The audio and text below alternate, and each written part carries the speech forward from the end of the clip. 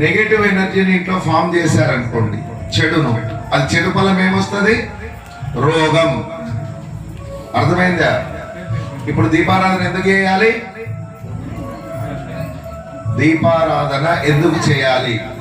ఎవరి కోసం? దేవునికా మీ కొరకా? ఎవరి కొరకు? ఇప్పుడు ఎవరికి ఆరోగ్యం వస్తుంది? ఎక్కడ దీపం ఉంటే అక్కడ లక్ష్మీదేవి తిష్ట వేసుకొని కూర్చోచ్చు.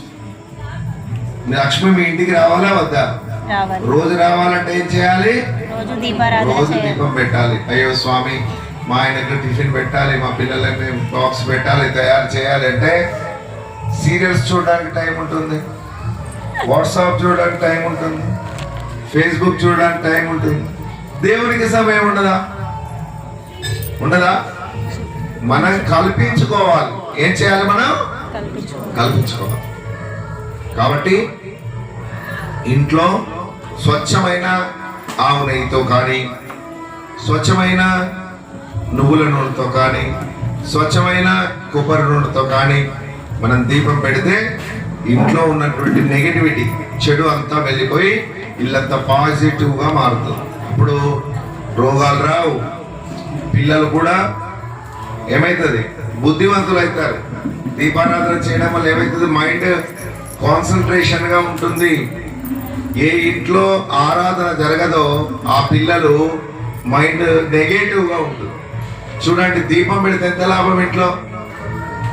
పూర్వకాలంలో అంటే ప్రతి హిందువు యజ్ఞం చేసేవారు. రోజు 2 పొల్యూషన్స్ ఉంటాయి. ఒక పొల్యూషన్ ప్రకృతి, రెండవ పొల్యూషన్ మానసిక పొల్యూషన్, మైండ్ పొల్యూషన్. మనం చూడండి, ఎంత మంచిగా ఆలోచించినా మళ్ళీ చెడే ఆలోచన వస్తూ ఉంటుంది కొంతమంది. కారణం ఏంటి?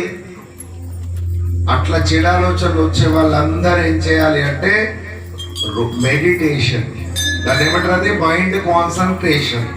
అది కలగాలంటే ఎట్లా కలుగుతుంది అంటే ఇంట్లో పాజిటివ్ వాతావరణం ఉంటే మనం ధ్యానంలో కూర్చున్నప్పుడు అమ్మవారు ప్రశాంతమైన మనస్సును ప్రసాదిస్తూ పాజిటివ్ ఎనర్జీని కనెక్టివిటీ చేస్తుంది ప్రకృతి ద్వారా.